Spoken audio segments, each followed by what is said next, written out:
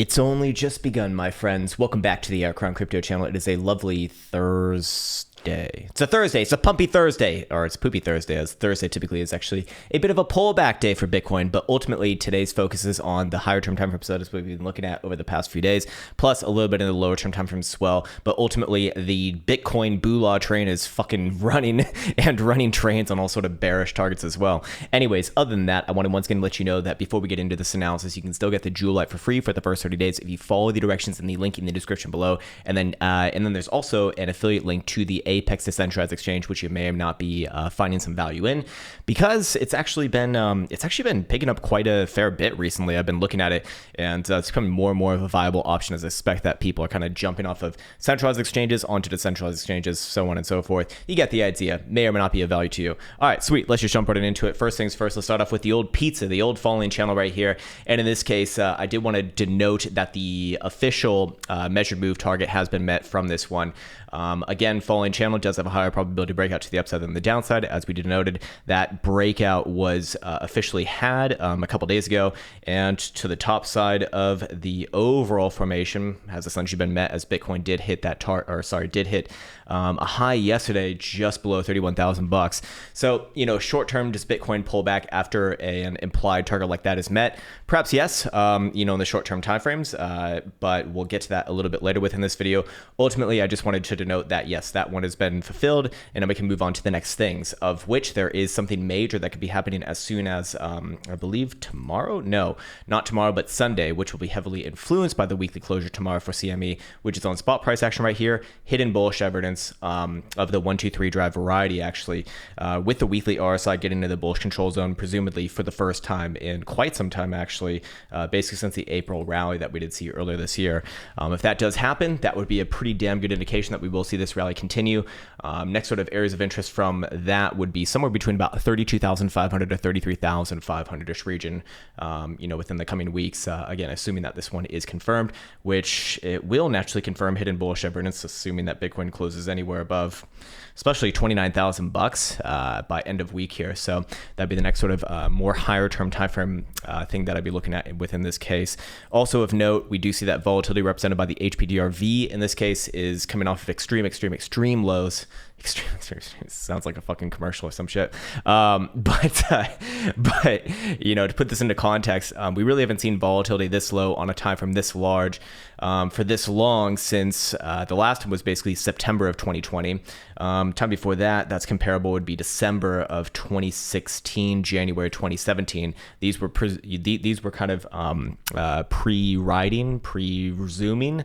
What I'm trying to say is preceding. Yes, preceding. Holy shit, man. I had 11 hours of sleep last night, and I still can't find my damn English words. But in this case, that was preceding the beginning of this run over here. Pretty major run, obviously. And then what was the more recent one that we did see? Yeah, it was coming in from this area over here, which are we going to see something similar over here? Perhaps yes, perhaps not. But ultimately, my point is that Bitcoin, is within a historical context looking at a rather large move, as volatility kind of, comes off these extreme lows. Anyways, moving on to the next thing, I did want to talk about a little bit of a higher term time frame idea here, kind of speaking about, where could we see the end of this rally come in around. And I want to once again highlight the daily Jewel setup that we did see coming from, I think this was like about a week ago now. And essentially the setup is this: anytime that we do see the daily Jewel come below about the 36 read right here, coupled with PMARP below 50 percentile, and only trading on, I believe, the back half of the week, that has actually had a pretty nice setup over the full history of Bitcoin. So over the full history of Bitcoin, there's been 31 total closed trades with that criteria, and my face is actually kind of blocking it right here. So let me just maybe I just adjust my face, get rid of my damn face. Yeah. There we go. Or is that better? Well, there we go. All right, fair enough. Close enough, man. And why is this damn light not bright enough? It feels dark in here. It's actually quite dark outside too.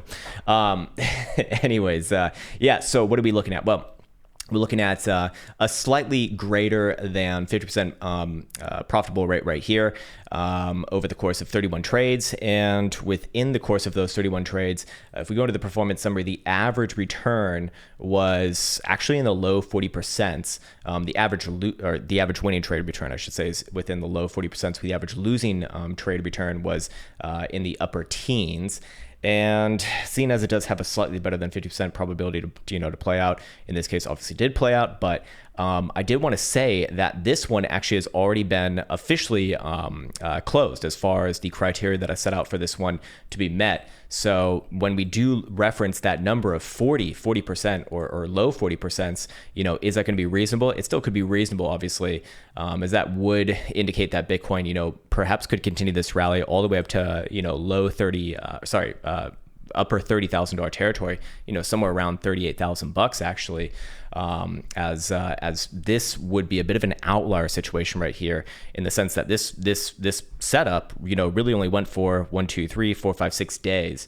And if we go back into the strategy tester over here, we can see that the average amount of time taken in the winning trades was 52 bars. So this would be certainly an outlier. 6 days versus 52, basically. 52 would obviously take us into like the back end of summer. So I would say that this one, probably does have potential for more. Again, when we do couple it with the volatility versus stochastic momentum setup that we looked at yesterday, those kind of play hand in hand. So I'm inclined to say that this one probably does play more over time. But seeing as, this particular setup has been met alongside the one that we denoted over here at the very, very beginning with the falling channel, is Bitcoin going to play out for a little bit of a short-term pullback after kind of reaching this, the summer high or the earlier highs? I do think that that's actually probably likely. Anyways, yes, we've gone through that. Let's now go into the HPDR indicator setup over here. And another thing to be aware of is that when we reference the daily range, we can see that the average is coming in pretty much around the high of yesterday, just below $31,000. So does Bitcoin grind up against this area maybe once or twice more times, and then maybe play out a bit of a short-term pullback, maybe back down to like 29.5 or maybe even 29 even? And I don't have strong opinions about that, but that, certainly wouldn't be out of the question right here. The big thing, however, would be that if Bitcoin does start to close above the average right here, 30,000, let's just call it $31,000. I want to round up, just give it a little bit of leeway. At that point, I would be looking for the next leg up, somewhere to the top side of the current 50% range, which is just below $33,000, which, if you recall earlier, when we denoted the potential hidden bullish divergence, which looks incredibly likely to be confirmed.